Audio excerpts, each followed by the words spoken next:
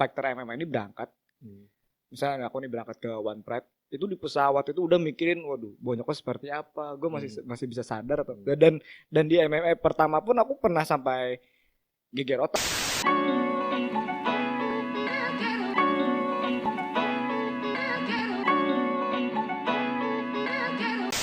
Kembali lagi di Komenko Podcast.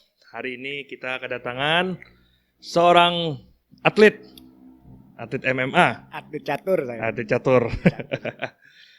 Atlet MMA dari Banjarmasin, Hari Nugraha.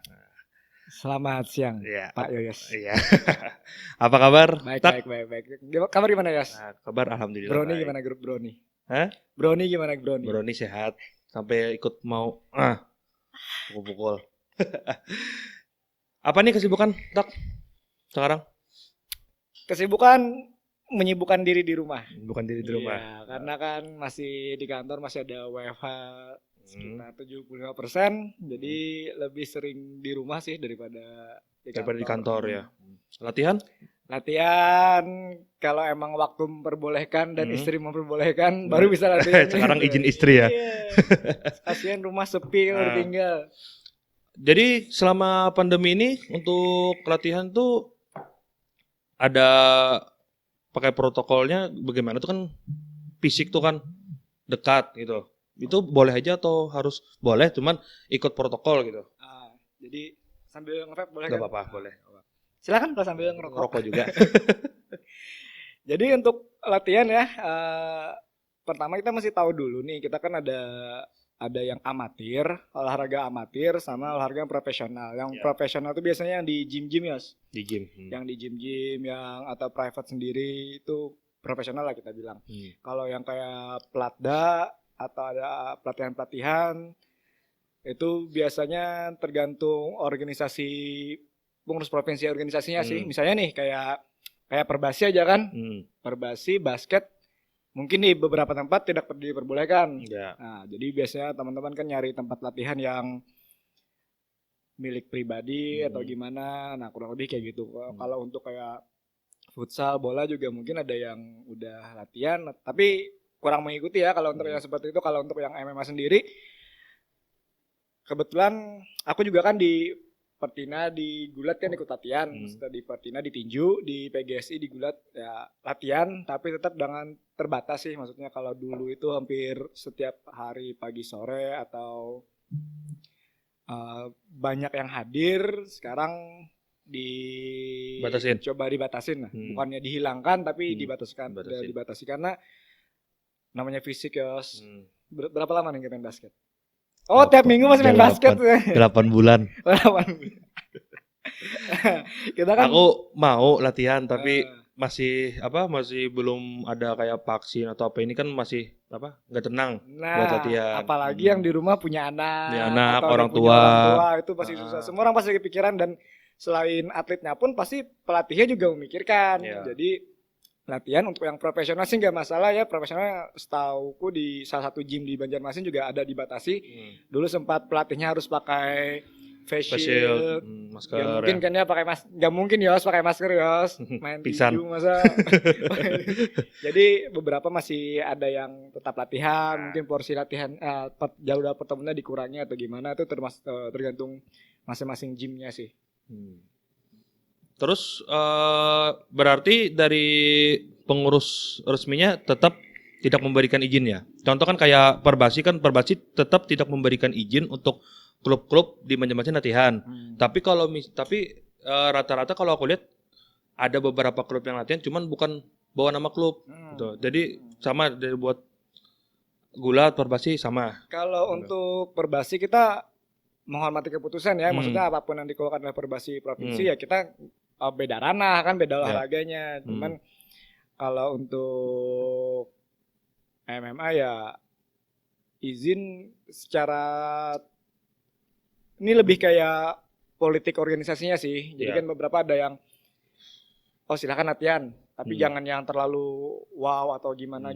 Karena gini ya, kita kan kalau untuk multi event kan kita persiapan PON kan, PON Papua. Jadi nggak mungkin dong nggak latihan, yang ada aja kan mestinya kan tahun ini kan, akhir tahun ini, tapi dimundurkan ke 2021, dan itu menunggu vakum itu kan kita nggak bergerak, apalagi untuk yang atlet-atlet yang nggak ada atlet yang tertentu lah, pasti semua cabang olahraga pasti harus ada latihan, Ya, benar. minimal latihan fisik, minimal latihan sendiri kan Ya, kayak gitu. benar.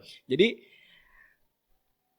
semua organisasi itu mempunyai jalurnya sendiri untuk mempersiapkan PON ini gitu. Mungkin dari basket gimana, dari silat gimana, dari gulat gimana, dari tinju gimana, untuk MMA untungnya belum. Cuman oh ya ini untuk info aja sih, mumpung ada kita ikut di Yoyos, MMA bakal bikin organisasi ya.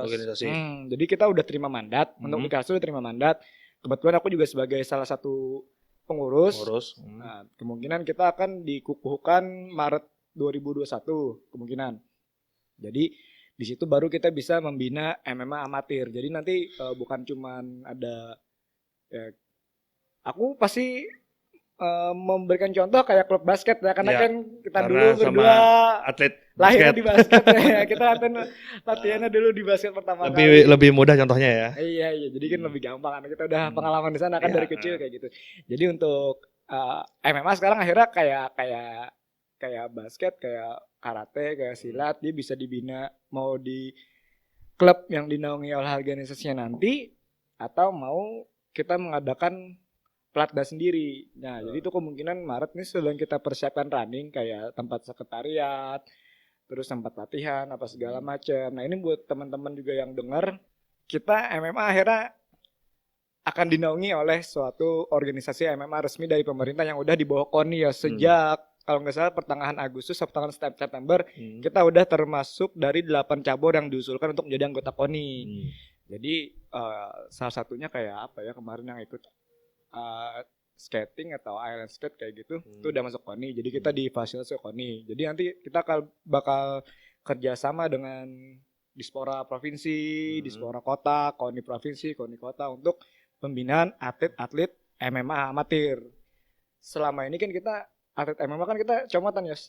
Ada yang dari gulat kita ambil. Dulu aku pernah mau ikut kan? Iya. Mau pertama tinju dulu. Yang di mana ya? Kayak Tangi dulu ya? Yang di Kayu Tangi. Oh aja, kejauhan. Dia salah sekarang tempat, ada terlalu jauh dia. Sekarang ada di Banjarindah ya? Banjarindah. Benar Banjarindah yang pertama sih sebenarnya. Cuman ya emang pasti waktu Yoyos datang sana masih terlalu crowd kan, masih terlalu banyak orang kan. Banyak orang. Karena emang waktu Yoyos mau join itu lagi hype. Nah sekarang kan udah terbagi nih, hampir semua gym-gym itu punya fasilitas untuk latihan seperti itu. Oh, semua gym sekarang? Hampir. Tapi kalau untuk yang kekhususan seperti di MMA Banjarmasin ya mungkin cuman so far sih MMA Banjarmasin kita punya CrossFit, punya boxing, gulat, jiu-jitsu juga, terutama jiu-jitsu kan jiu-jitsu nggak ada di cabang lain, jarang terdengar lah kan di gym-gym lain segala macam. Di kota Banjarmasin pun ya mungkin di Banjarbaru ada sebenarnya, cuman beda mazhab gimana sih bilangnya. Jadi beda aliran lah kan, kalau karate kan ada Shotokan, ada apa Kyokushin dan lain-lain kayak gitu lah. Jadi jiu-jitsu juga ada punya beberapa aliran, dan di MMA Banjarmasin kita ngambil untuk alirannya yang Brazilian Jiu-Jitsu gitu. Yang Braziliannya gitu. Berarti ini nanti pas udah Maret ya tadi ya, pertengahan Maret rencananya buka organisasi itu ya? Ya, pengukuhannya itu Maret. Daftar. Boleh orang siapapun kita terima, atau mungkin ada narik orang misalkan dari organisasinya yang milih atau apa gitu. Nah, gimana? Jadi gini kan, untuk organisasi baru, apalagi itu olahraga bela diri yang mix. Jadi orang silat bisa ikut, orang karate bisa ikut, orang gulat bisa ikut, kempo apa segala macam. Asal dia mau berkarirnya di matrasnya MMA dengan peraturan-peraturan MMA. Nah, jadi untuk hal-hal seperti ini kita ini masih akan kita rapatkan dulu dengan ketua umum dan pengurus lainnya mengenai langkah-langkah strategi untuk pembinaannya. Jadi kita pasti sebenarnya pengen punya atlet yang pure MMA. Cuman kita nggak bisa bilang MMA itu kan bukan tinju doang. MMA itu bukan gulat doang. Bukan berarti silat kuntau nggak bisa masuk. Bisa, cuman harus dipadukan. Karena kenapa aku bilang tadi aku atlet catur ya? Karena MMA itu seperti catur ya. Kita menutup langkah lawan berikutnya, atau kita sudah memprediksikan gerakan lawannya. Misalnya kayak gini nih, kita petinju ya. Misalnya nih saya petinju. Kita ketemu lawan yang pegulat. Yang basic dia basicnya pegulat. Iya, basicnya pegulat. Masa kita main bawah? Masa kita main gulat? Enggak kan. Nah, jadi di situ kita permainan caturnya ada itu di situ. Itu ya, kalau ibarat kayak kita kembali ke basket lagi ya. Iya. Orang 2-3 kita punya pemecahannya. Nah, orang main to man kita punya. Nah, kayak gitu. Misalnya orang yang ada polanya. Iya, gitu. 3 poinnya bagus, masa kita jaganya dalam kan enggak. 2-3 enggak mungkin. Iya. Mau apa susah di kita kan jadinya. Nah, jadi MMA kayak gitu. Kita pengen membina atlet-atlet yang emang pure dari MMA. Cuman kita sadari bahwa atlet-atlet di Banjarmasin ini rata-rata mereka masih punya keanggotaan di organisasi masing-masing. Bela diri masing-masing. Misalnya kita ambil orang tinju. Wah, kita kan harus nego nih sama orang tinju, sama organisasi tinju nih. Boleh enggak si A main ikut di MMA? Oh, enggak bisa. Misalnya nih kita ada PON ya, misalnya tahun berapa, semoga secepatnya ada MMA amatir masuk di PON. Yang atlet yang sering latihan sama kita tuh orang tinju. Sedangkan dia juga di tinju punya nama kan. Kalau kita mau masuk di MMA, nanti bingung tuh atlet tuh mau ikut yang tinju atau maksudnya jadinya kayak rebutan gitu ya. Jadi rebutan. Nah, sama lah kan kayak basket. Kalau ada si A main di kabupaten atau kota mana, tiba-tiba ada yang nggak setuju, ya mau gimana, kan harus sesama organisasi. Ujung-ujungnya blacklist ya. Nah, nggak tahu. Aku nggak mengikuti perkembangan basket Banjarmasin Kalimantan Selatan nih. Ya kurang lebih seperti itulah. Pokoknya kita bisa melakukan pembinaan, kita bisa rekrutmen, tapi kita mengutamakan nih sih kalau bisa pembinaan, karena itu kan tujuan kita kan bikin ada organisasi itu kan karena untuk pembinaan. Kita membina, kita nggak berharapkan langsung menang, cuman kita mengharapkan prosesnya ya. Nah, itu betul. Karena kita emang nggak bisa ngomong ya 2-3 tahun jadi atlet ya, atau 2-3 tahun udah berlaga di event profesional seperti One Pride. Susah, aku aja latihan harus 4-5 tahun dulu. Secara acak baru bisa masuk ke One Pride yang profesionalnya. Jadi berapa tahun dah? Nih 5 ya? Sebenarnya untuk Widak sendiri. Untuk apa nih? Untuk terjun di MMA-nya. Untuk terjun di MMA sih sebenarnya paling baru ya 2 tahun terjun di MMA-nya. Cuman sebelumnya dulu waktu dari 2014 itu pertama kali nyoba Muay Thai. Nyoba Muay Thai ada salah satu gym di Jalan Pramuka. Oh ya. Nah, itu kebetulan kenal lah mengadakan lah kan. Kayaknya sih yang pertama sih yang gym yang mengadakan Muay Thai di situ ya. Di White Lalu Tiger. berkembang di mana-mana ya, di mana-mana jadinya. Enggak, MMA dulu. Cuman karena terlalu crowd, jadi kita waktu kan itu sebenarnya gym tuh. White Tiger tuh gym. Jadi ngomong kan sama ownernya, kebetulan ownernya sering masih bolak-balik gym itu. Koh Febri namanya. Koh, bisa enggak kita adakan latihan Muay Thai di sini? Kebetulan lantai 2-nya emang latihan untuk sasana wushu, untuk anak-anak beliau atlet wushu. Jadi bisa kita atur aja jadwalnya, jadi selang-seling sama wushu, Muay Thai segala macam. Nah, ikutlah Muay Thai, ikut. Nah, terus ada Brazilian Jiu-Jitsu, tapi harus di sana, ya udah ikutlah kan, karena waktu itu Muay Thai sama boxing banyak banget tuh penggemarnya tuh waktu tahun 2014-an. Waktu masih angkat-angkatnya. Iya, masih angkat-angkatnya. Jadi ikutlah Brazilian Jiu-Jitsu karena jadwalnya sedikit kan, jadi orang sedikit juga, latihan tarik Jiu-Jitsu, ikutlah.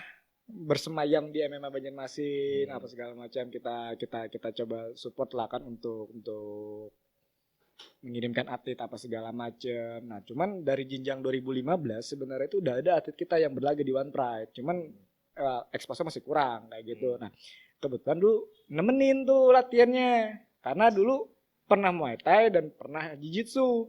Jadi waktu dia latihan jiu-jitsu atau latihan main ground fight ya. Jadi ada 2, ada stand fight sama ground fight.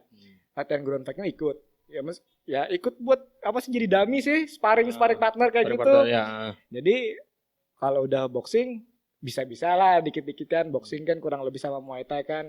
Beberapa beda teknik pasti, cuman ada pukulannya sama lah semua kan kayak gitu. Nah, jadi teman-teman main habis itu ya akhirnya ikut audisi, sialnya lulus kayak gitu loh. Padahal waktu itu lagi kerja juga kan, lagi kerja di kantor. Jadi udah kepikiran nih, wah bakal susah nih ngatur waktu. Ngebagi waktunya ya. Latihan paginya kerja. Iya, paginya kerja. Latihan kalau mau persiapan itu dua kali ya sehari ya, pagi sama sore. Oh gitu ya.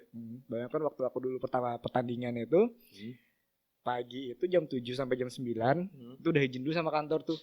dispensasi waktu. Untung diizinin ya. Iya, untung diizinkan karena kebetulan pimpinan sebelumnya ini orangnya minat sama tinju.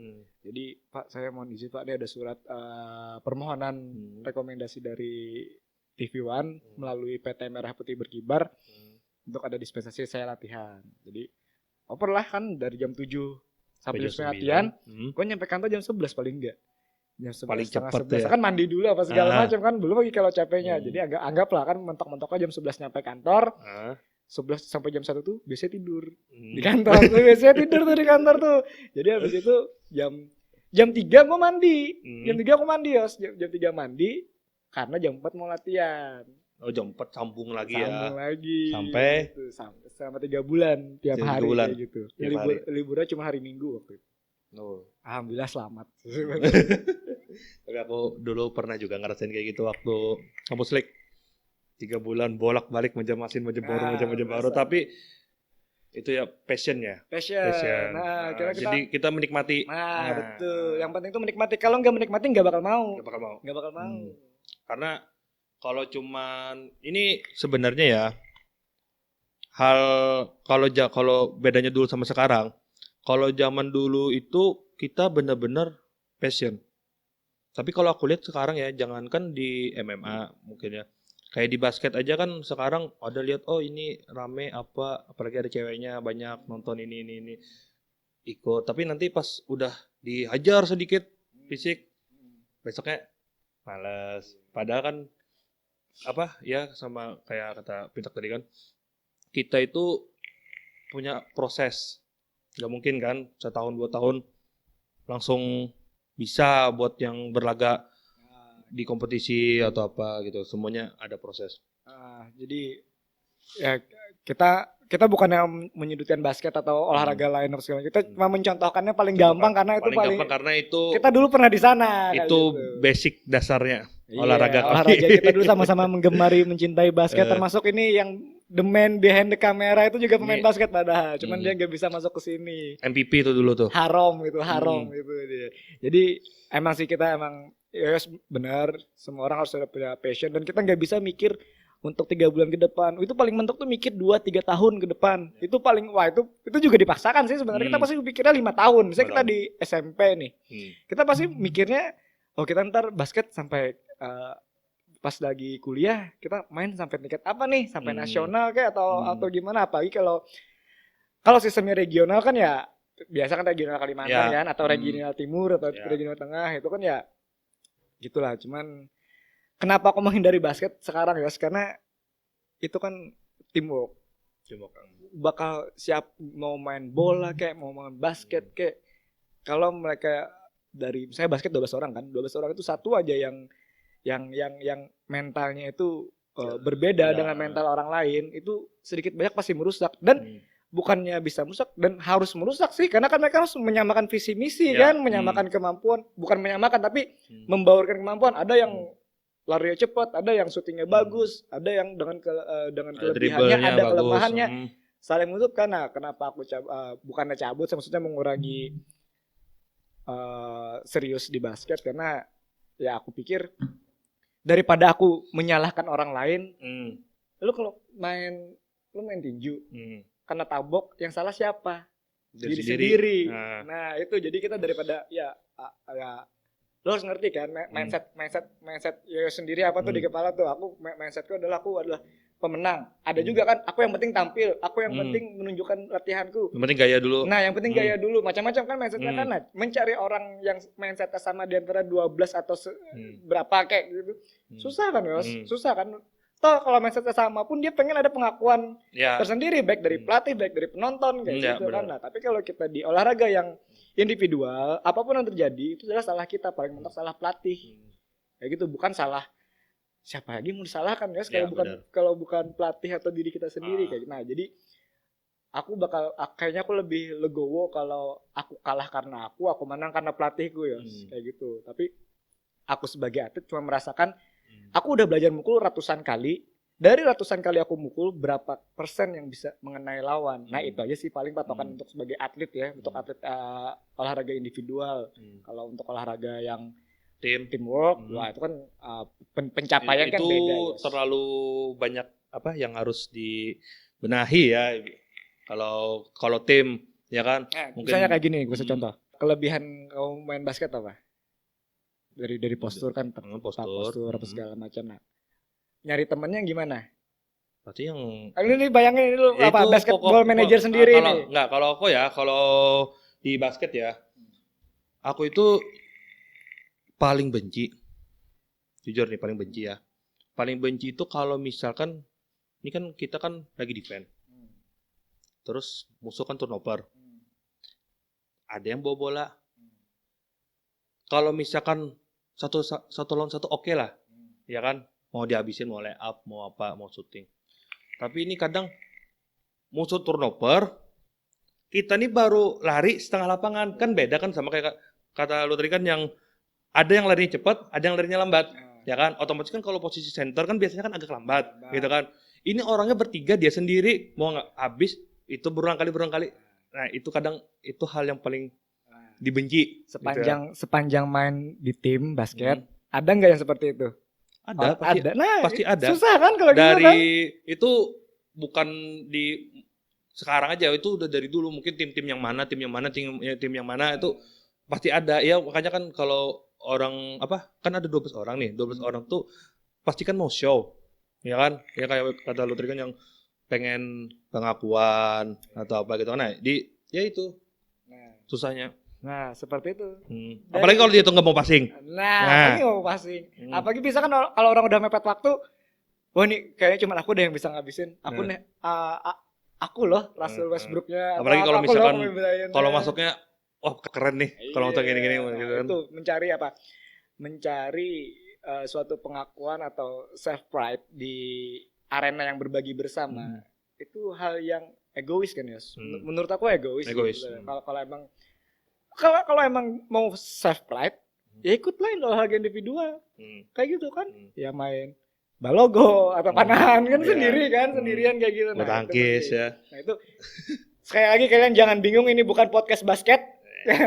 Ini basket itu cuman contoh yang lebih mudah buat dicontohin. Iya, nanti basket pasti sudah punya lain lah, tamu lain lah. Syukurnya kita dari passion kita, ya kan banyak orang beberapa di luar kan yang pengen sampai kayak ke nasional atau apa, tapi alhamdulillah pernah pernah ngerasain apa yang dilihat waktu kecil.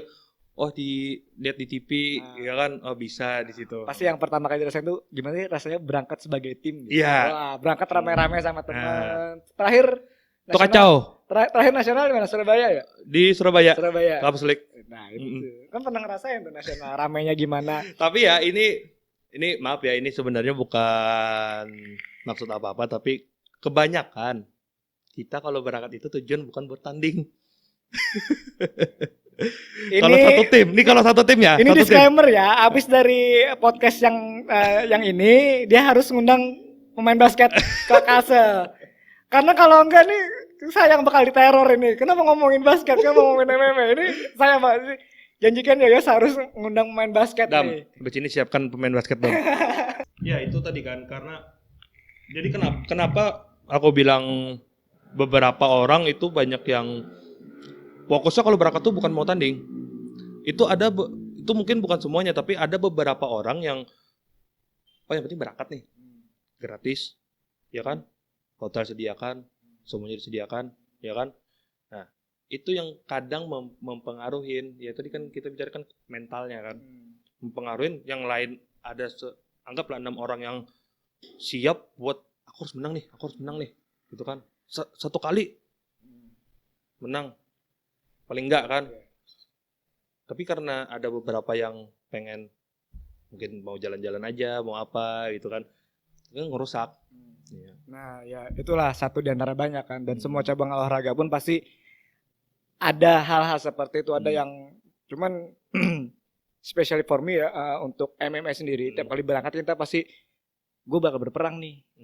Aku bakal perang, aku bakal berdarah, aku bakal bonyok apa segala macam. Nah itulah ada yang kita takutkan kan. Sebenarnya di basket juga kan, atau di olahraga lainnya pun, misalnya sepak bola nih, dia berangkat, dia cedera, kaki patah itu pasti ada. Pasti ada. Minimal kesalnya pasti ada. Hmm. Nah, semua orang semua olahraga pasti ada kekhawatiran. Nah, tapi apakah kekhawatiran itu akan mengalahkan ego kita, keinginan yang lain? Nah, kalau kita berangkat pasti dengan ketakutan, Yos. Kalau gua ngomongin MMA ya. Jadi kalau fighter MMA ini berangkat, misalnya aku nih berangkat ke One Pride, itu di pesawat itu udah mikirin, waduh, bonyoknya seperti apa, gue masih bisa sadar atau dan di MMA pertama pun aku pernah sampai geger otak.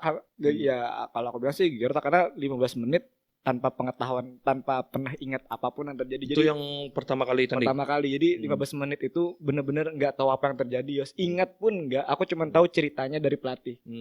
Kamu tadi gini dikeluar dipopong dari matras gini terus gini. Yang aku jadi langsung hilang. Yang aku ingat cuman aku dipukul, tiba-tiba aku bangun di ranjang medik. Udah.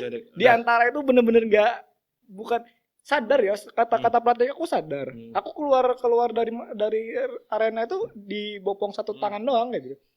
Tapi bener-bener nggak ada ingatan, ya. Bener-bener itu bener-bener gua takut betul. Apalagi owner gym kan waktu itu yang ikut nonton, dia takut tuh kan gimana perawatan selanjutnya kan apa segala macam, ada imbas lain-lainnya enggak. Nah, tapi untungnya masih diberi kesempatan, masih bisa sadar, masih sadar juga linglung, Yos.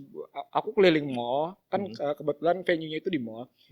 Habis dari medik itu keliling mall, mau ke kamar hotel, tapi karena linglung ya, komputer mau tuh nggak pakai sendal, nggak pakai sepatu, celana pendek pertandingan kan, baju kaos, tapi keringetan kan, nggak pakai sendal keliling mall gara-gara linglung.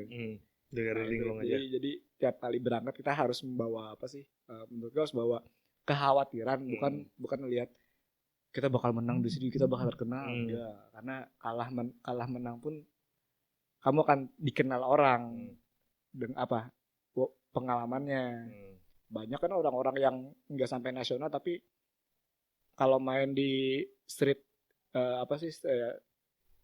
yang lapangan pinggir jalan, yang orang-orang hebat, yang get tercover sama talent scout kayak gitu ya.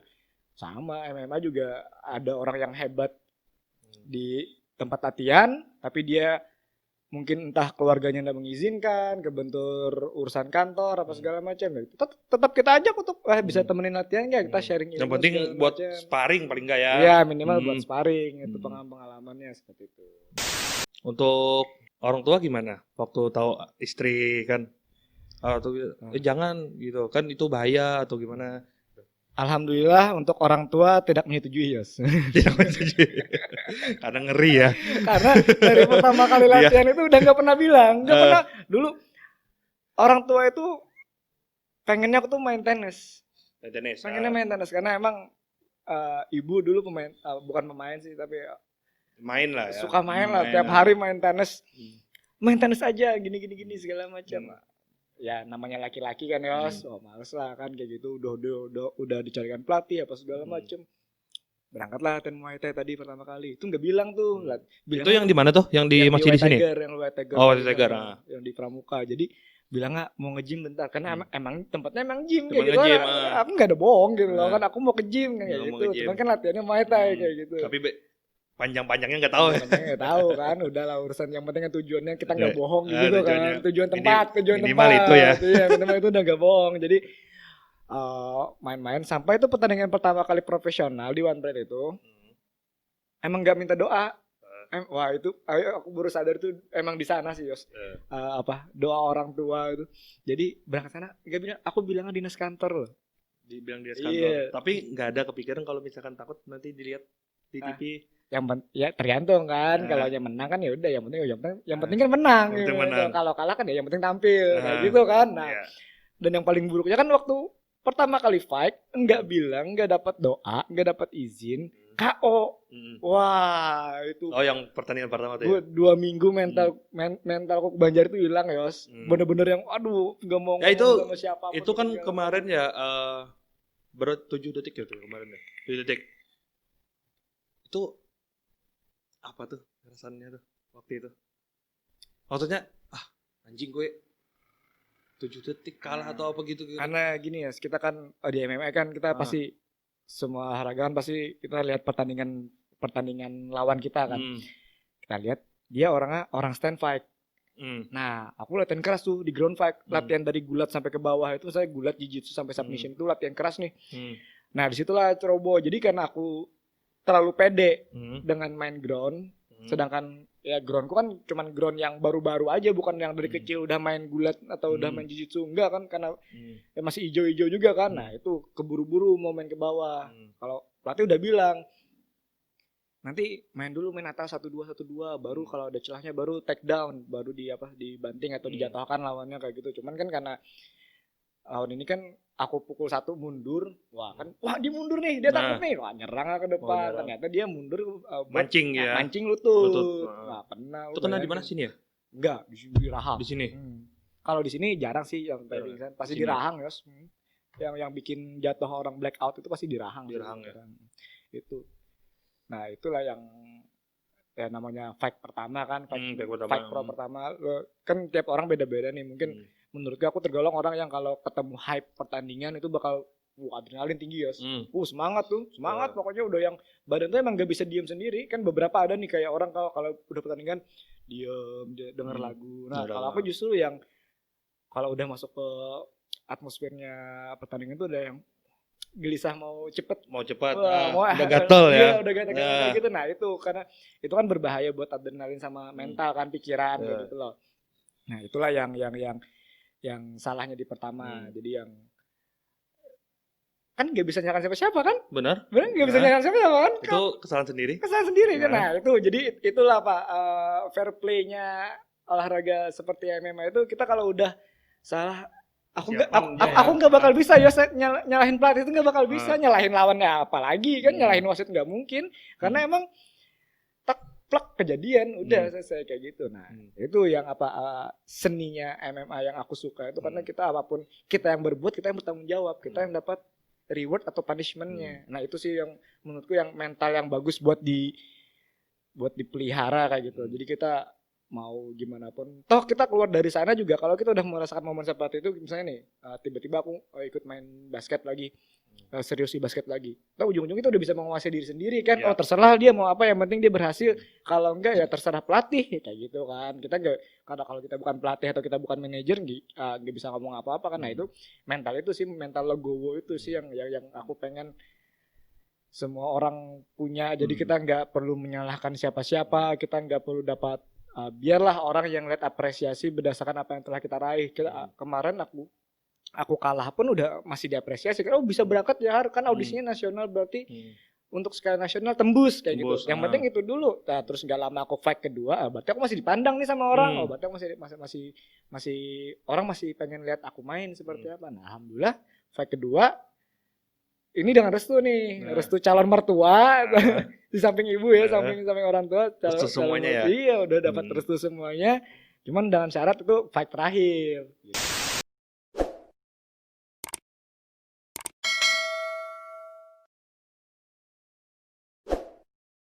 Itu sistemnya itu kita udah tahu, kita udah berapa kali jadwal main atau nunggu undangan? Biasa 3 ya. 3 bulan sebelum fight biasanya udah dikabarin sama matchmaker namanya. Jadi bulan. Oh, jadi tergantung undangan dari sana ya, yang ngubungin ya. Misalnya nih aku nih bakal main Maret nih. Ini mungkin 1-2 hari ada dipanggil di chat. Menanyakan kesiapan untuk bermain dengan melawan si B pada tanggal sekian. Apakah menyetujui gitu aja. Kan waktu pertandingan kedua tuh menang kan?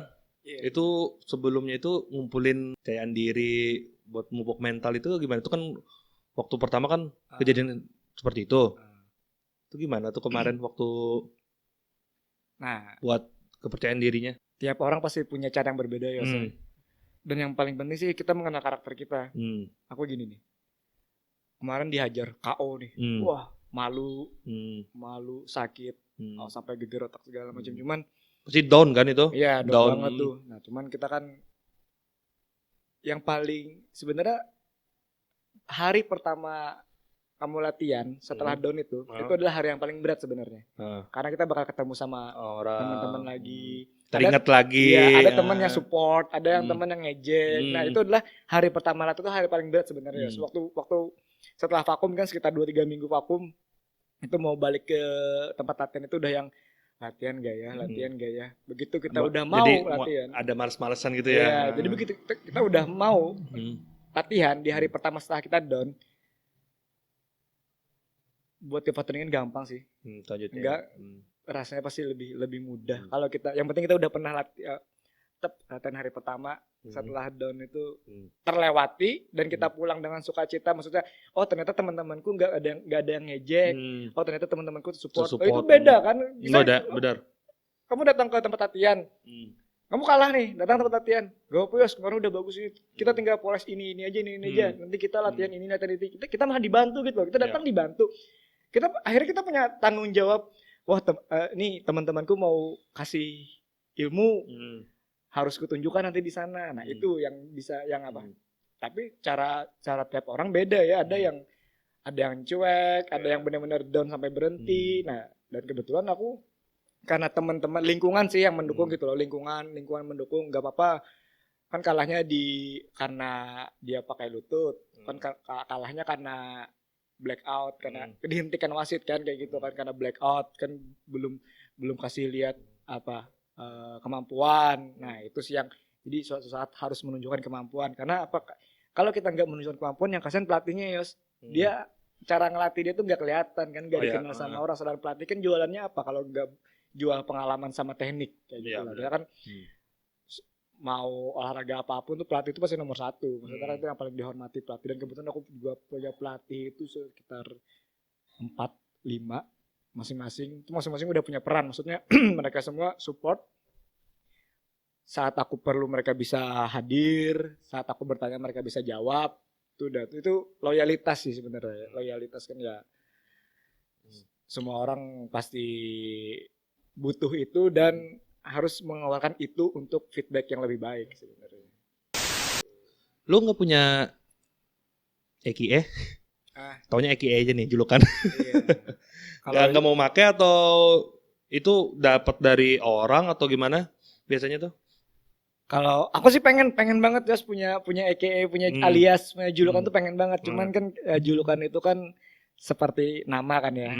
Apa yang telah kita lakukan, apa yang pernah kita lakukan, kenapa kita dapat julukan itu. Jadi daripada kita bikin nama sendiri ya kayaknya lebih cocok kan kalau orang yang ngasih gitu. Nah makanya sejak itu aku pikiranku itu sih, kalau emang nggak ada sesuatu yang khusus ya udah nama Hari Nugraha cukup bagus kupikirkan. Ya nggak masalah sih Hari Nugraha, di kantorku pun aku pakai Hari Nugraha, di SK kantor aja pakai Hari Nugraha, kan udah kurang sakral apa karena Hari Nugraha. Cuman Yos sih pasti tahu nih julukanku dari kecil, dia pasti tahu dia.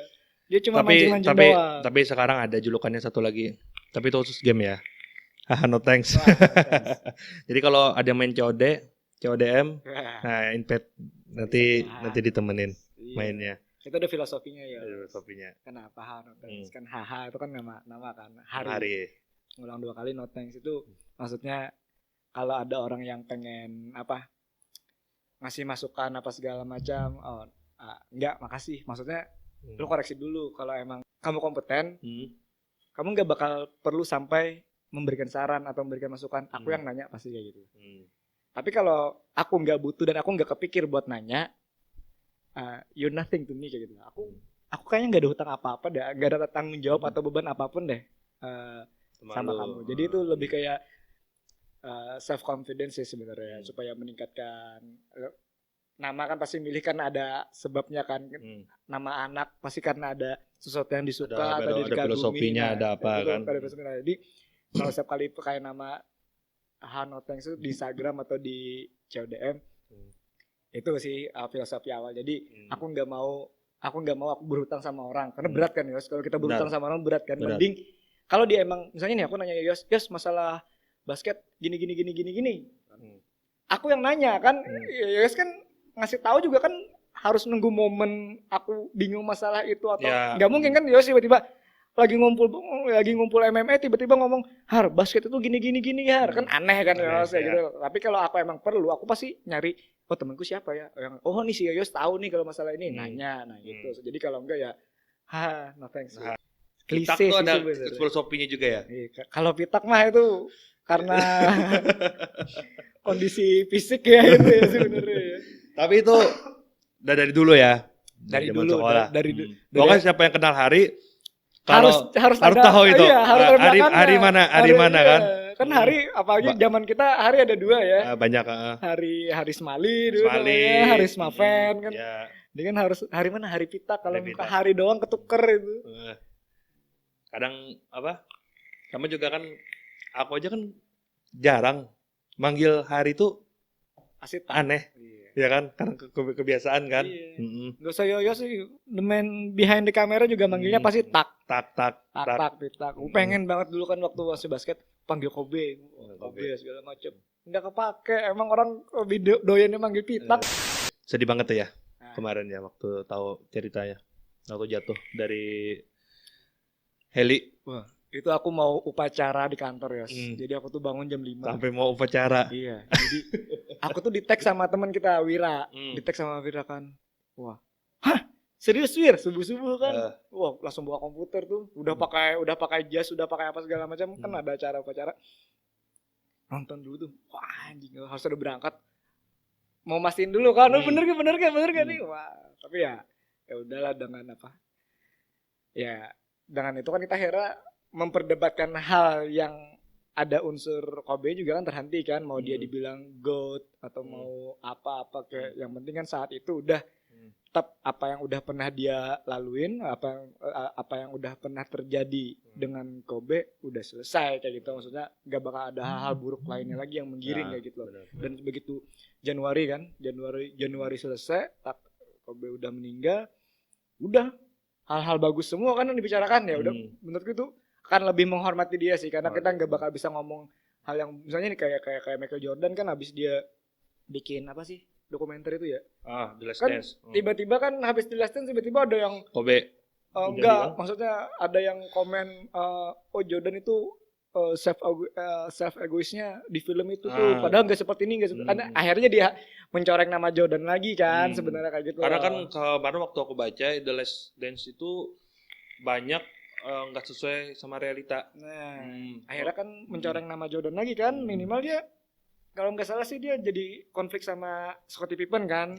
Nah kan hal-hal itu kan ya kan sebagusan nggak ada kayak gitu. Nah kalau Kobe kan begitu dia udah meninggal dengan cara seperti itu ya, meskipun kita nggak sebagai fans kita pasti pengen sampai Kobe kayak Bill Russell kan tiap kali final hadir nyerahin apa penghargaan. Cuman dengan kejadian seperti ini orang lain udah ya stop statement lah buat hate statementnya Kobe. Sama juga kita itu hidup di zaman Kobe ya, bukan di zaman Jordan ya kan. Jadi kayak ya ini kembali ke basket lagi ya. Tapi sebenarnya itu kita bisa ambil hikmahnya ya, mungkin yang perlu dipetik dari perjuangan seorang Kobe Bryant itu gimana dia saat waktu masih ada O'Neal kan juara 3 kali berturut-turut, terus sampai dia punya masalah kan sama O'Neal, O'Nealnya keluar, Lakers sempat jatuh kan, tapi bagaimana dia bisa 2 kali cincin juara berturut-turut 2009 dan 2010 tanpa O'Neal. Nah di situ. Nah itu ya yang aku lihat ya, yang Mamba mentality ya. Pasti sering lihat kan ada foto-foto Kobe yang jarinya patah, kakinya Achillesnya bermasalah, tapi masih in game, menyelesaikan free throw atau sampai nutup pertandingan. Nah hal kayak gitu sih, itu kan fighter Yos, bukan apa. Bukan cuma buat main-main doang. He's not only a basketball player, tapi dia juga basketball fighter kayak gitu loh. Dia udah cedera sana sini apa segala macam, tapi masih bisa memperjuangkan, bahkan sampai mungkin dia saat itu dapat poin tertinggi atau segala macam. Kalau nggak salah yang 81 poin dia cedera kan ya. Yang 81 poin dia cedera, tapi dia semangat fighternya tuh. Nah itulah yang kita yang Mamba mentality-nya itu yang aku suka gitu. Jadi karena bagiku setiap game itu adalah fight, setiap game itu adalah perang juga. Jadi I have to berikan yang terbaik lah kan, yang bukan terbaik buat kita sih, tapi untuk tim, untuk pelatih terutama, untuk keluarga atau yang teman-teman kita yang mungkin dia nggak mengikuti tapi dia tahu kita bermain apa, kita olahraga apa. Nah itu sih, karena emang lu harus lo harus cedera dulu Yos baru tahu siapa yang loyal di hidup lo. Benar. Kayak gitu sih. Lo harus cedera dulu, lo harus pernah down dulu baru tahu oh ternyata dia loyal. Habis itu baru lo bisa pakai filosofi yang enggak, makasih gue udah punya teman. Makanya Mamba mentality ini bisa diterapkan bukan cuma di basket, ya kan, buat di olahraga apapun, buat kehidupan, ya kan. Karena kita jatuh itu lebih baik kita, kenapa kita nggak mikir kan buat berdiri lagi kan? Karena kan ada kan, aku ada suka satu kutipan tuh dari film ya, Batman Begins dulu kan. Kenapa kita jatuh, ya kan? Yeah. Agar kita bisa berdiri kembali, supaya lebih kuat. Ya kita stop dulu di basketnya, kita kembali ke MMA lagi. Jadi nanti kita MMA-nya kalah sama basket. Aku penasaran nih sama judulnya nantinya apa nih. Jangan-jangan ngomongin MMA sama mantan pemain basket ya gitu. Untuk di Banjarmasin udah berapa kali game? Itu skalanya Banjarmasin atau Kalsel? Kalau di OnePlate kan dia emang skalanya nasional, jadi nggak pernah main di Banjarmasin. Yang waktu di mall? Kalau di mall itu gue tinju. Oh tinju. Iya, jadi lu pernah juga diajakin main tinju dan Rem Cup itu juara 2 sih. 2 ya? Iya juara 2. Cuman aja apa?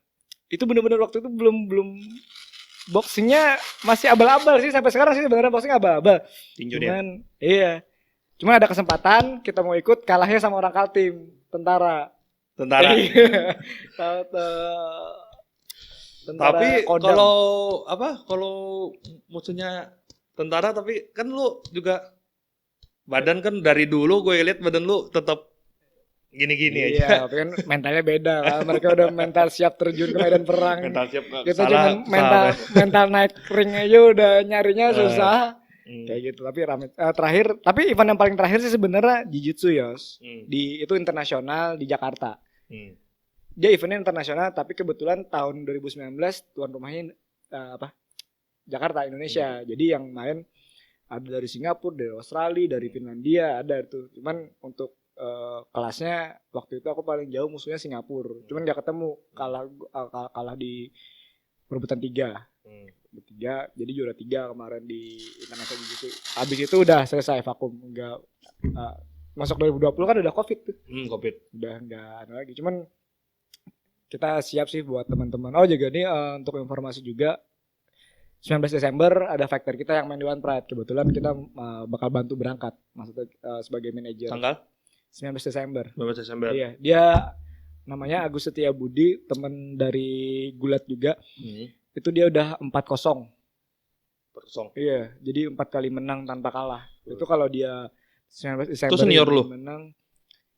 Senior banget. Senior banget di Gulat. Cuman dia usianya lebih muda. Ya, dia lebih muda tapi dia di Gulat udah lebih dulu terjun ya. Jadi kalau dia menang di 19 Desember itu udah 5-0. Berarti ada chance buat dia ngambil sabuk.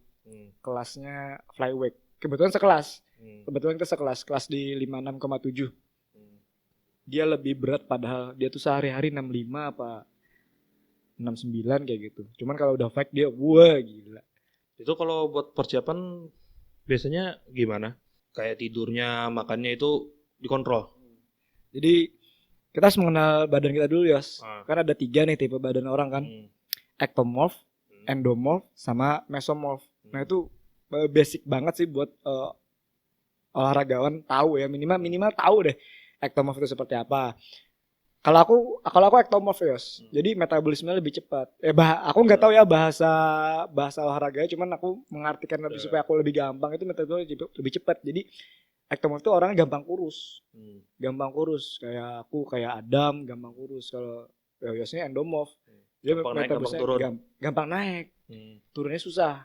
Kalau turunnya gampang itu meso. Meso itu biasanya jadi model-model iklan lah kayak gitulah, yang model-model elemen, model-model kayak gitu. Nah, kalau kita udah mengetahui Yos apa badan kita ini seperti apa, itu ngetrik banget, maksudnya bakal mudah buat kita ngatur loh. Aku ectomorph, jadi aku nggak bermasalah sama makan Yos. Nah jadi aku tuh setiap kali paling nggak 2 jam sebelum latihan kita harus makan, selesai latihan makan, di samping suplemen juga pasti ada beberapa kita perlu. Sore latihan makan lagi, selesai latihan makan sedikit, malam gak makan, tidur cepat, kayak gitu aja. Tidur paling ya jam 8 jam 9, kalau bisa habis isya udah tidur. Gak usah tidur sih sebenarnya, tapi rebahan. Yang penting istirahat. Iya, yang penting plong lah kayak gitu. Nah, latihan kayak gitu. Aku waktu sebelum, kalau sehari-hari biasanya 62 61-an lah kayak gitu. Tapi kalau udah invite pertandingan harus turun kan. Kalau di One Pride aku 56,7, kalau di BJJ terakhir belajar jiu-jitsu itu aku harus 55. Mainnya di 57,5 atau 57,6. Tapi karena berat kimono G-nya itu 2 kiloan, jadi harus main aman itu aku punya badan 55. Nah, itu lebih gampang tuh. Jadi latihannya, kalau aku sih lebih suka di latihan yang berat ya daripada aku harus kontrol makan. Karena kan kita kan selain kalau latihan kan kita tekniknya dapat, body catnya dapat. Jadi kita kalau latihannya bener-bener kan dapatnya 2 itu loh, dapat teknik sama dapat penurunan berat badan. Tapi kalau kamu kontrol di makanan, tapi yang kontrol di makanan dalam artian misalnya nih Yoyos mau persiapan pertandingan, badannya endomorph, berarti dia mengurangi makan dong. Kalau mengurangi makan, latihannya nggak maksimal. Benar. Nah kan kasihan kan, jadi apa? Lemas kan? Panjang jalannya, jadi kalau ada shortcutnya ya aku shortcut kayak gitu. Aku makan banyak, misalnya aku habis makan banyak, timbang ternyata aku setiap kali makan dengan porsi segini aku nambahnya 1,5 kilo. Wah aku kalau latihan harus turun 2 kilo Yos. Jadi gimana caranya itu udah sampai yang mata berkunang-kunang sampai muntah. Wow, sering banget tuh dulu kalau latihan tuh muntah. Cuman ya muntah dalam skala wajar ya. Maksudnya muntah bukan karena kehabisan energi, tapi muntah karena overtraining kayak gimana ya. Beda lah tipikal muntahnya kan. Nah, jadi kita ngebalesnya ke sana. Terus latihan juga kan triknya macam-macam. Ada yang pakai sauna jacket, ada yang harus latihan antara kardiovaskular sama beban untuk teknik tuh dapat. Nah, itu adalah ntar kalau emang berminat saya ajak pelatih andalan saya buat menjelaskan itu. Aku tuh dulu bertanya-tanya Yos, kenapa sih latihan seperti ini kan lambat ininya itu segala macamnya. Setelah latihan aku nggak sempat lagi Yos menanyakan itu karena udah terlalu capek. Tapi akhirnya aku setiap kali ada game, in game terus, in wake terus. Wake innya masuk, wake innya masuk, wake ini masuk. Nah emang udahlah kalau emang pelatih kamu udah pelatihan nasional, pernah bawa plat prof atau platdanya ke latihan ke luar negeri, udahlah itu udah gak usah dipertanyakan, ikutin aja. Aku kesel sih pertama kan tiba-tiba suruh ini udah capek banget nih, belum selesai katanya, ini masih ada 5 pos segala macam. Tapi ya ujung-ujungnya sesuai dengan apa yang beliau prediksikan kan, pasti wake in katanya kan, pasti badannya kurus tapi powernya lebih gede kayak gitu. Nah ya kan harus ya itu kan udah ada ilmunya lah, pengalaman kan. Iya kita kan cuman korban ilmu kan, korban sains. Kalau beliau kan orang bermain di sains olahraganya kan. Kalau kita kan cuma korban sains gitu loh. Pas mau nanya udah keburu capek duluan, nggak sempat lagi buat nanyakan ini kenapa sih kesehatan ini gitu. Ini ada rencana lagi buat tanding buat di nasional? Ya kalau rencana pertandingan izinan sih, ya sepertinya nggak bakal lagi sih. Diam-diam bisa sih sebenarnya. Cuman kalau diam-diam sponsornya susah jadinya. Mungkin sementara kalau aku sih mungkin bakal fokus ke organisasi MMA dulu sih. IBA MMA namanya kan, Indonesia Bela Diri Amatir MMA. Jadi kayaknya pengen fokus sana dulu. Kita tetap di sana juga kan aku bisa ikut latihan, aku juga bisa ikut ngatur jadwal atau ngatur mekanisme latihan dan segala macamnya. Kita juga bagi pengalaman. Iya, berbagi pengalaman. Terus kita juga bisa lebih intens koordinasi dengan orang-orang yang bisa membantu kita kayak gitu. Karena kan kalau udah kayak kita kan Yos, yang penting kan koreksi kan sebenarnya. Karena kita tahu kita nggak bisa berdiri sendiri, kita harus ada sponsor, harus ada pembina apa segala macam. Nah, itu kan yang kita ya mungkin udah saatnya lah, masih banyak orang-orang muda yang memerlukan panggung dan memerlukan penghasilan tambahan kan kayak gitu. Karena emang ya aku alhamdulillah kan gak ada belum ada kekurangan apa-apa sih, dan semoga nggak ada kekurangan ya. Duit juga, gaji sebagai pegawai juga masih ada, masih cukup untuk istri. Kalau teman-teman kan mungkin beberapa factor kita kan juga ada yang dari kelas menengah ke bawah. Nah itulah kita support. Mereka nggak bisa, mungkin mereka keterbatasan wawasan pengetahuan kan, tapi kemampuan fisiknya bagus, ya sebenarnya bagus ya. Lewat situlah kita coba berikan dia keuntungan. Jadi kita berbagilah sama teman-teman di sini, toh tujuan kita juga sama kan, untuk mencari hal-hal yang kita pikirkan sendiri. Aku pengen nyari koneksi, aku harus punya harus punya andalan, ada orang andalan kan. Ini faktorku ini bagus, bisa kalau disupport kita bakal kasih feedback seperti ini. Ada nilai jualnya ya. Kalau mereka kan mungkin belum kepikiran koneksi, tapi mereka mungkin penghasilan, ternyata aku cuman kerja sebagai satpam misalnya kan, kurang nih penghasilannya, tapi aku waktuku untuk latihan ada, waktuku untuk ikut pertandingan ada kan, saling menutupi kan apa yang kita, toh ujung-ujungnya ya kalaunya mereka sukses, yang terkenal Banjarmasin kan Yos. Benar. Yang terkenal kan Banjarmasin, Kalimantan Selatan yang terkenal gitu loh kan, bukan hari, bukan atau faktornya ya, faktornya pasti ada porsi kan, maksudnya masing-masing ada porsi. Karena sorotan di dia kan.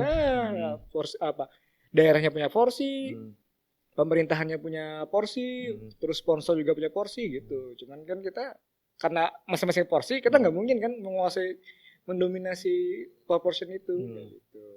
Jadi ya itulah kita coba lewat manajemen organisasi untuk mengembangkan MMA di Banjarmasin. Itu buat cari sponsor susah nggak? Banjarmasin kan baru kan ya, di nasional kan gitu. Karena kan biasanya kan orang lihat dari prestasi kita gitu. Nah itu kuncinya itu sebenarnya, kita harus punya track record yang jelas ya gitu. Semua orang bisa ngasih modal asal kita menguntungkan. Ya ada prestasinya. Kalau kita emang berangkat cuma buat kalah kan, siapa yang tertarik kayak gitu loh. Nah jadi buat main-main doang ya kan. Makanya sponsor susah. Kita harus saya contohkan basket lagi ya. Iya basket. Biasanya kan kita kembali ke basket lagi. sewa lapangan basket susah kan ya. Harus emang kita bisa patungan, cuman biasa kan mungkin adalah 1-2 orang yang bisa, ini aku bantu, aku sampai latihan bayar segini, kalian melengkapi kurangnya aja. Nah itu kan salah satu sponsor kan kayak gitu. Nah pasti kita harus, orang yang mau seperti itu pasti dia adalah orang yang berjiwa olahraga itu. Kamu main basket tapi ngomodalin orang main biliar kan, aku ngerti enggak masalah biliar, bukan bidangnya ya. Masalahnya di Banjarmasin juga khususnya untuk orang-orang yang sponsor dengan atensi yang sama itu masih belum ketemu. Ada sih sebenarnya yang ada punya atensi, pemilik kafe di Banjarmasin itu ada atensi, cuman kan kita nggak bisa selalu mengandalkan dia kan kayak gitu. Jadi kita ya yang penting itu sih yang harus kita tanamkan ke orang yang kita bina, atlet yang kita bina. Kalau pengen gampang, kalau pengen ada bonus apa segala macam, tunjukkan prestasi. Kita siap latih pagi siang malam gitu. Yang penting kita ada nilai jual ya. Iya, jualannya susah karena kan olahraga kayak gini juga olahraga yang berumur kan Kalau udah umur 30-an, udah mulai itu bangun tidurnya bisa sakit, apalagi habis dipukul kan kayak gitu. Nah, itu ya kita regenerasinya cepet sih untuk olahraga MMA seperti ini. Pengalaman ya, kalau masalah makin tua makin berpengalaman ya harus mending jadi instruktur atau pelatih kan kayak gitu, karena dia emang nafas nggak bisa didustakan kan, terus waktu untuk dia di latihan pun mungkin tergerus kan sama urusan keluarga, sama pekerjaan. Nah, jadi semua orang punya porsinya masing-masing, tinggal menjalankan atau setuju aja, enggak lagi. Tapi waktu tanding di ring itu pelatih teriak-teriak tuh masuk. Karena kalau di lapangan basket aja orang teriak-teriak tuh nggak denger kan. Biasanya itu pertanyaan paling bagus. Aku beneran gak nyangka Yos bakal nanya itu, karena itu Yos, semakin fighternya disiplin, kalau fighter itu disiplin, dia bisa denger. Disiplin itu disiplin semuanya ya. Disiplin dari dia pre-fight sebelum pertandingan, disiplin dia latihan, disiplin dia makan, disiplin dia bangun tidur, sampai disiplin selesai dia pertandingan. Kalau dia disiplin, dia pasti denger Yos. Karena basket aja yang nggak kena tonjok aja susah denger, samping ada nonton apa segala macam, apalagi yang dipukulin Yos. Orang dipukulin itu nggak bakal bisa denger. Nah jadi itu tapi kan pikiran udah mau ngedipen aja kan dulu. Karena dia nafasnya mengganggu Yos. Kita kalau dipukul kita biasa tahan nafas kayak gitu kan. Kalau kita mukul pun disarankan buat keluar nafas. Kalau kayak tenis kan biasa kayak gitu kan, kayak emang mau kan nafas. Itu mengontrol oksigen. Kalau oksigennya penuh, maksudnya oksigen kita ini cukup, konsentrasi lebih gampang. Kalau kita bisa konsentrasi, kita bisa matanya ke musuh, telinganya ke pelatih. Nah, itu susah. Jarang banget ada yang bahas kayak gini nih, karena emang itu udah hal yang dibicarakan juga nonsense, tapi real fact kayak gitu. Nah, itu fakta penting karena orang yang panik karena dipukulin panik karena dipukulin, atau dia terlalu hype karena atmosfer lingkungannya itu membuat dia tuh buta tuli kayak gitu. Jadi semakin fighter itu disiplin, kita tuh lebih suka fighter itu disiplin daripada hebat, Yes. Kalau dia disiplin, pelatih bilang pukul 2-3 katanya kan. Kita pukul 2-3, terus take down. Kita udah kayak robot sebenarnya. Kalau fight MMA itu udah kayak robot sih sebenarnya. Jadi pelatih itu kayak megang stick PS gitu loh. Jadi dia mencet X gitu kan. Pukul. Segitiga, take down. Wah, kayak gitu. Tahan nafas dulu. Jadi kalau kita tahan nafas kan di MMA kan saya main ground nih. Kita ambil nafas, kita tahan kan tangan lawannya. Atur. Terus pas pukul kepalanya. Terus kan juga cara mukul orang di bawah kan beda-beda kan. Ada yang kayak gini, ada yang kayak gini. Nah, itu penting sih. Biasanya kan kalau orang yang nafsu nyerangnya tinggi itu bisa mukul gini nih. Wah, kalau kita mainnya pakai taktik, pakai teknik, pakai strategi, mukulnya gini, Yos. Di hammer. Itu beda. Itu bener-bener yang bukan prinsipil tapi yang technically banget sebenarnya. Nah, itu kalau buat yang denger sih mungkin yang nggak bakal tahu gimana rasanya kayak gitu. Sama kayak di basket lah kan. Passing dulu, nyebrang dulu. Nah, itu kan ada fungsinya kan supaya kita bisa ngambil nafas, tapi musuhnya malah keluar nafas karena geser. Nah, itu semua olahraga, semua permainan pun itu ada strategi. Nah, itu yang kenapa kita makanya kalau di IBA organisasi MMA ya. Kenapa di IBA itu kita pengen supaya membina disiplin mereka itu loh ya. Disuruh latihan datang, disuruh lari 10 putaran 10 mereka dapat, 11 kayak 12 tapi jangan dari bawah 10. Itu yang dicari semua pelatih atau organisasi olahraga. Aku yakin pasti semua orang pasti setuju lah. Kita kalau sama atlet yang hebat tapi dia jarang latihan, atau dia egoismenya tinggi atau segala macam, wah lebih enak mendidik orang yang disiplin. Iya, kalau kita suruh dia nanyanya belakangan, yang penting dia kerjain, begitu udah selesai baru dia nanya, mau memuaskan rasa kesalnya atau segala macam, yang penting terlaksana. Wah, itu untuk jangka kedepannya bakal jadi atlet bagus kayak gitu loh, dibanding yang orang. Tapi ya itu ada atlet disiplin pun ada yang kedepannya jatuh juga, maksudnya disiplin, dia merintis karir dengan disiplin karena dia udah bagus, karena hasil dari disiplin itu udah menjadikan dia juara dan segala macam, akhirnya dia merasa udah aku latihan sendiri aja, aku ini, wah itu udah. Kalau lu kemarin waktu yang pertandingan sama siapa itu yang kedua ya, lu kan dikunci tuh, dengar. Ronde pertama susah dengar. Karena ronde pertama aku diajar. Nah, pas break masuk ke ronde kedua, bilangin main kayak orang baru main katanya. Udah lah kan dengar. Masuk ronde kedua, wah itu masuk ronde kedua, gue harus secara sadar Yos, nyari pelatih gue di mana. Jadi pelatih di kanan nih, fokus supaya bisa denger. Kali aja dia ngomong yang ya orang lain yang ngomong ya. Aku harus denger pelatih gue ngomong. Itu purely kayak robot waktu itu. Tapi ronde kedua, ronde satu aku babak belur Yos, bener-bener panik, kaget kan. Ternyata dia mukul kenceng banget. Maksudnya aku tahu pukulan pasti keras, cuman ternyata tangan kirinya pun keras kayak gitu loh. Jadi aku yang kaget, jadi panik apa segala macam. Nah, itu yang ronde kedua akhirnya aku kalau mau menang harus dengerin. Jadi lo kalau nonton videonya ada pas aku lagi di atas, itu aku ada menggeleng Yos. Karena pelatihku nyuruh ngunci, tapi aku bilang nggak bisa dikunci. Ya itu kalau udah bisa dialog di pertandingan, itu pernah nonton Habib nggak? Habib kan dia ngomong kalau udah di atas, ini cuma bisnis. Terus dia bilang, mau ngomong apa? Itu orang fight sambil ngomong, susah betul boy. Susah betul kalau olahraga fight ya, olahraga bela diri tuh kalau sambil main itu bisa ngomong atau jadi pelatih kunci tangannya. Nggak bisa, coach nggak bisa. Dia bilang, apa sih ada tuh setiap kali lihat video itu pasti ketawa. Baru kali ini ada fighter yang apa mengenggakkan pelatihnya gitu. Mungkin pelatih bisa lihat kuncian. Aku yang nggak lihat mungkin. Cuman aku merasa posisiku tuh nggak cocok. Apalagi kan lagi di atas ring itu kan kita fokus ya. Yang penting jaga dia nggak gerak dulu kan. Jadi buat ngelihat yang lain itu susah karena kan kita lengah sedikit aja. Masuk kan? Masuk dia. Apalagi tangannya bebas kan boleh nonjok mana aja. Mukul gini juga boleh. Kalau tinju kan nggak ada pukulan kayak gini di Muay Thai juga nggak ada pukulan ke atas kayak gini kan dia di bawah nih. Ini bisa mukul gampang, lutut itu juga masih bisa ke kepala kan naik ke atas dia gitu.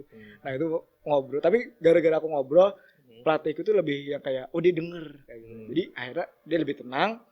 Kalau dia tenang kan dia tenang kan. Kalau dia nggak yang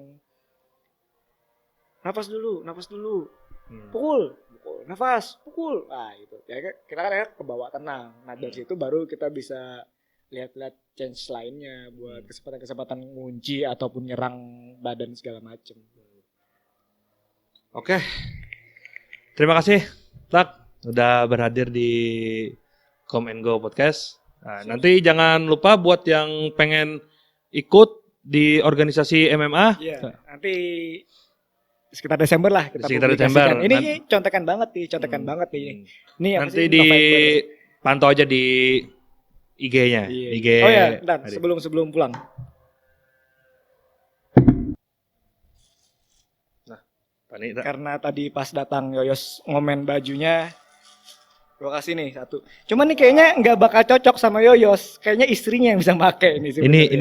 Ini cocok Tak. Tapi setelah diet nanti. Setelah diet, iya. Boy, ini S. Cuman itu aja gitu stoknya ada. Masih banget nih. Yang ini apa ya? Ini ada baju sama masker. Itu sebenarnya edisi lama sih. Aku sering bikin kayak gini ya. Buat dijual. Nah, ini S. Nah, yang ini ada sih. Cuman ini produk lama sih kerjasama sama salah satu gym. Nah, ini ya terserah ntar kameramennya dapat tuh. Kameramennya dapat. Kalau mau pakai yang ini terserah tuh S sih tapi tuh. Wow, itu S pas. Pak, iya kalau ada mah S pas. Kamu pas juga kita. Pas di baju. Pas itu. Ini ada masker. Nah, ini gini ya, Banjarmasin Mixed Martial Enthusiast. Jadi aku ngumpulin beberapa praktisi atau mantan penggiat atlet MMA buat ngumpul kayak gini. Nah kita udah dapat logo One Pride-nya udah dapat persetujuan sama One Pride. Raung itu manajemen fight bikinanku. Jadi kita memfasilitasi beberapa atlet yang mau berlaga di event open turnamen kayak gitu lah. Ini kemarin ya terakhir aku berangkat jiu-jitsu pakai ini nama Raung bukan nama gym. Oh nama Raung. Iya. Jadi ini namanya nanti. Apaan? Organisasinya? Enggak, namanya IBA. Resmi kan dari pemerintah kan. Tapi Raung itu mungkin jadi manajemen ya ada IO kalau kita mau bikin fight apa segala macam. Raung itu karena dulu waktu aku fight kan aku belum pernah mukul tinju nggak terlalu bagus, gulatnya nggak terlalu bagus, tapi wani beraung gitu loh. Beraung aja mainnya kayak gitu. Ya asal namanya ya, filosofi namanya. Oke. Terima kasih buat hari ini dari IBA MMA Banjarmasin. Oke, apa yang kami sampaikan ini tentu bukan yang terbaik, tapi yang pasti untuk menjadi sumber inspirasi buat kaula muda. Sampai jumpa di episode Come and Go Podcast lainnya. Bye.